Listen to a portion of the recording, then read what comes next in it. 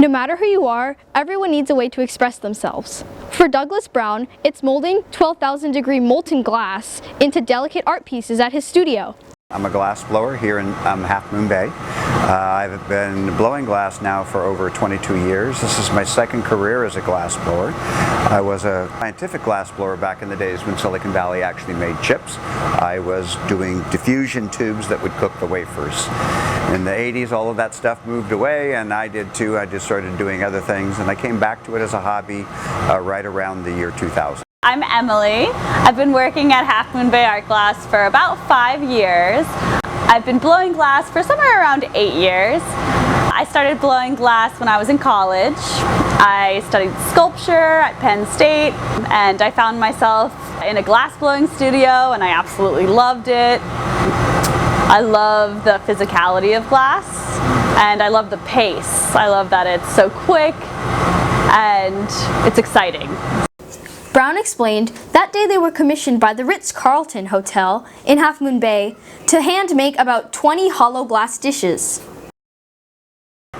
So when we do a piece structured like that, we have to gather a couple of layers of clear glass.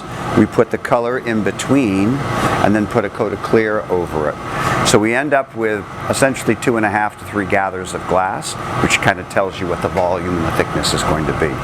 Once we shape it up into a kind of a doorknob shape, then we go ahead and we add a hot dollop of glass in the center and then physically heat it up so that it sags down and we have that interior wall.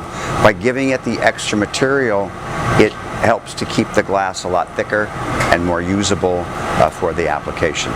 But it took us a while to figure that out and how to do that successfully so that we were consistent with that. Heat and gravity are probably the two most important things about glass blowing, and paying attention to both. You've got to have hot glass to be able to do anything with it, but if it gets too hot, it literally will fall off the end of the pipe, or you'll lose control of the shape or bubble.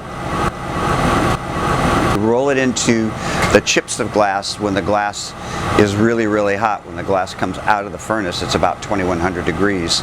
From there, it's all downhill and getting cooler and cooler all the time. The whole time that you're making something, you've always got to realize how you're going to remove it and to get it and separate it from the glass. So many times we punty up a piece and then we might open that up into a bowl or something like that. But what we're doing here is we're knocking it off, breaking it off, and then adding a little dollop of hot glass on it to seal it up, and then tonging it and putting it into the annealer where the glass is allowed to cool slowly overnight. On Fridays and weekends, the studio hosts lessons where people who are new or experienced can come and make a piece of their own to take home. Their creations could range from a small pumpkin to vases or even a light-up hanging jellyfish. I've been a maker for many, many years, probably the first 10 years of that 20-some-odd years.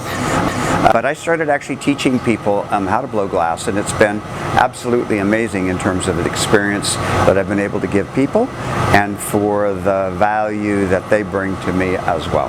And financially, economically, it's better than just making something and then trying to sell it to somebody, you know. And so I'm giving people an opportunity to experience hot glass in a safe, friendly, fun environment here. So I moved to the Bay from Colorado, and when I moved out here I had to blow glass. So I emailed every glass blowing studio in the area. I was kind of piecing together my schedule. I worked at a few different shops. I got in contact with Doug. I lived in Redwood City, so he kind of took me under his wing and I started working for him, and I got steady work, and I learned a lot working here too, so kind of just stuck and been here ever since. Showing people, giving them the opportunity to make something that they want, feel that they have completed that, is a wonderful feeling. Reporting for Scott Center News, I'm Viviana Bouvier.